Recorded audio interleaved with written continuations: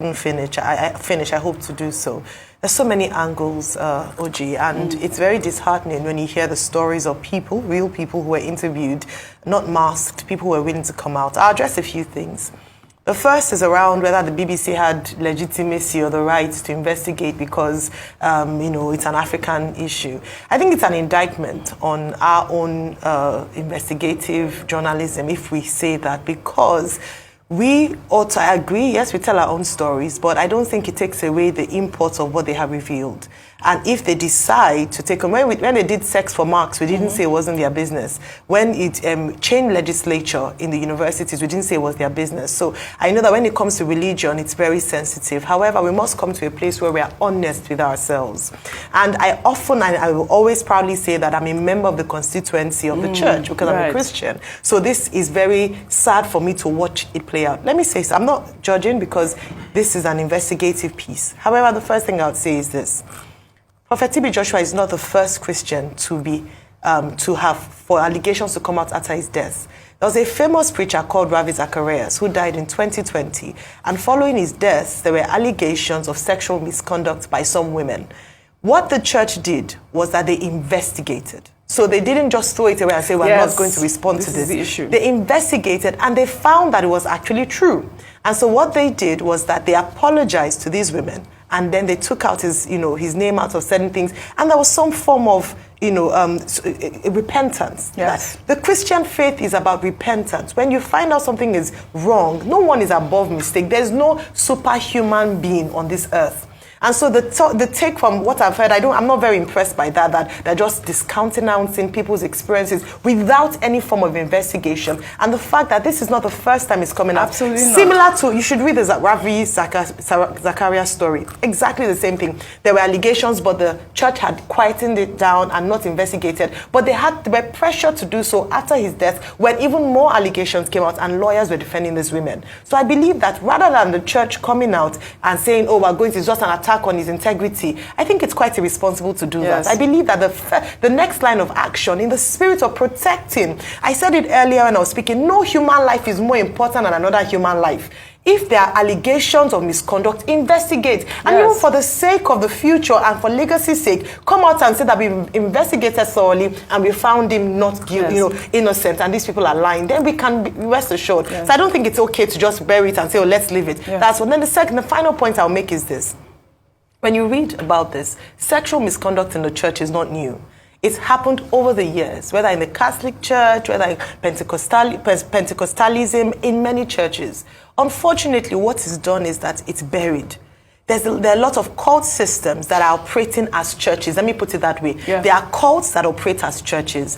And we need to uncover this, not just because of its impugning on the integrity of the church, but also the innocent lives that are being destroyed on a daily basis by this.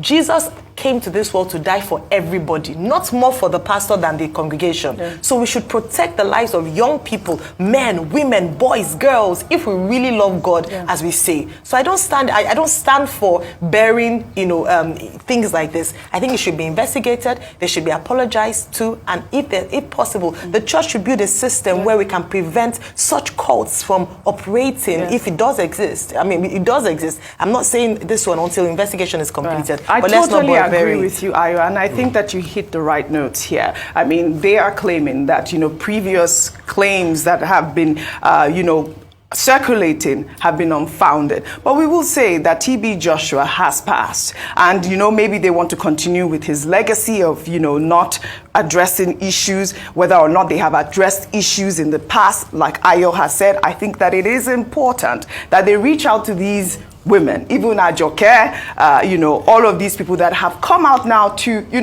expose their pain to the world so that, there's some sort of closure. Rufai, really quickly. First, this is a very sad one, and my heart goes out to all of those that told their story. I would also say we have to have an independent investigation. Right. And this might not even be led by the church. If the church wants to have accountability, it should lead it, but this might not be led by the church. Government should be involved in this. Because there were many crimes that were committed that also had to do with the government of the day. If my memory serves me right, when that building collapsed in 2014, President Goodluck Jonathan was there. He visited, correct. He visited. What was the end result of the investigation of that building collapse? Well, they said that the building lacked integrity. Or, it lacked integrity. What were the penalties put in place? That's why I say there needs to be holistic. But in all fairness, kudos to the BBC. And for the person that sent a tweet, yes, the BBC has a right to do investigation. And let's not be cheeky. They have done investigation and reports on the likes of Epstein, even the royal family. If not for a panoramic documentary, we will not see all the fractures in the royal documentary. So, because you have your own personal vendetta against the BBC, do not slam them. I have, when they go wrong, I say it. Yes, but, you do. And please, do not indict the Nigerian media. I take strong exceptions to that. Do you know the first time I heard of the name TB Joshua? Was in 1996. Through a very investigative journalist called Kolawole Olawuyi. Nkan be mewa nṣẹlẹ̀ nduniyan. And you Obama loko, ó fi irun ṣe fancy ètè. Wow, your Yoruba is Anybody, so sweet. the baller, the Debanle. Rufai, Kola teach me more Yoruba. Olawuyi used to have a program on Radio Nigeria on AM in Ibadan, Saturday morning. He did it on OGBC2 FM stereo Friday, Saturday morning in Ibadan. And as of 1996, he did an in-depth investigative report, making most of these allegations out about TB Joshua.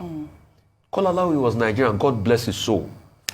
He had done reports, and there have been many reports out like this. What you will just say is, yes, because of the BBC stature, because they have more influence capital than the likes of Kolawole Olawuyi, they were independent journalists, they got it out there. What is most important is, it's an indictment of us in society that for all these years, we did not have an independent investigation to be able to verify the veracity of all of this story being told. And that's what the church should subject themselves to now, to be able to get all the parts. I mean, we've had people that, like Ayo stated the case of a pastor, that after their death, they were found guilty, and the church made amendment. So, and that's why I go back to this word. Touch not my anointed does not mean the anointed must be stupid. Touch not my anointed means the anointed too must be accountable to God and be responsible. Right. Because we are so quick to say in Christendom, touch not my anointed, don't speak evil of a man of God. Cases must be investigated, but men of God too must be careful. The people kept under their flock is for them to love and upgrade their lives. You must not hear things like this of man. And for pastors that are doing this, because it's not today, we've had pastors with various sexual scandal here and there. Please stop it. You cannot say you serve God and you have a vice and you cannot deal with it. May God help all of us, because we are working towards perfection. Nobody is perfect. All right. But this can be independently investigated. Very well said, Boom.